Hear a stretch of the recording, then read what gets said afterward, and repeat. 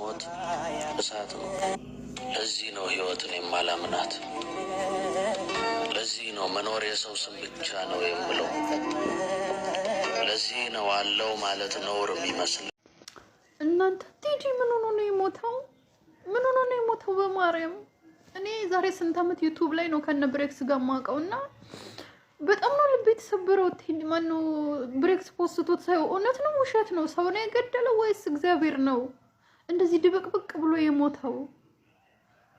እንዴ እንትን እኮ ማነው ኢትዮጵያ ገብቶ ተይዞ ኢትዮጵያ ገብቶ ከዛ ተመልሶ ሳውዲ ገብቶ ነበር አይደል እንዴ? እነ ብሬክስ ዱባይ ሲመጡ ከዛ ሳውዲ ገብቶ ሚስቱን አመስግኖ ምናምን በሰላም ገብቶ ከዛ ቆስል ፊቱ ቆሳስሎ ከዛ በኋላ ታሽሎት ምናምን ዩቲዩብ ላይ ወጥቶ ሚስቱን ሲያመሰግን ምናምን አይቼው ነበረ።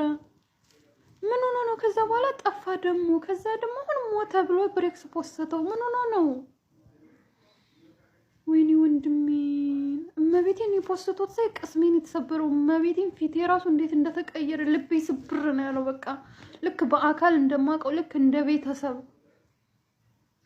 በርግጥ እኔ እዚህ ቲክቶክ ላይ በጣም ብዙ ማቃቸው ሰዎች እንደዚህ ባናወራም ባላወራቸው ምናምን ልክ እዚህ ቲክቶክ ዩቲዩብ ላይ ማቃሰዎቻውን ሰዎች ልክ በአካል እንደማቃቸው ያክል ነው የሚሰማኝ። አባቴ ይሙት ምን ሆኖ ነው የሞተው? ምን ሆኖ ነው የሞተው? እንዴት ተድበቅብቆ ታመመ እንኳን ሲባል ሳንሰማ ምን ሆኖ ነው የሞተው? ሚስቲቱስ ለምን እንደታመመ ወጥታ አልተናገረችም? በመቤቴ ምን ሆኖ ነው የሞተው? መቤቴን በጣም ነው ቅስሜ ስብር ያለው። እግዚአብሔርና በቃ ልክ እንደማቀው እንደ ቤተሰብ በቃ ቅስሜ ስብር ነው ያለው። ገና ብሬክስ ፖስቶት ሳይው በቃ ፊቴ ሁሉ ጥላት ነው የሆነው። መቤቴን በቃ እንዴት ነው ጥላት ይሄ በቃ ጥቁር ነው ያለው ፊቴ። በቃ አጥንቴ ድርቅ ነው ያለው። እግዚአብሔርን የምሬን ነው። ምን ሆኖ ነው የሞተው?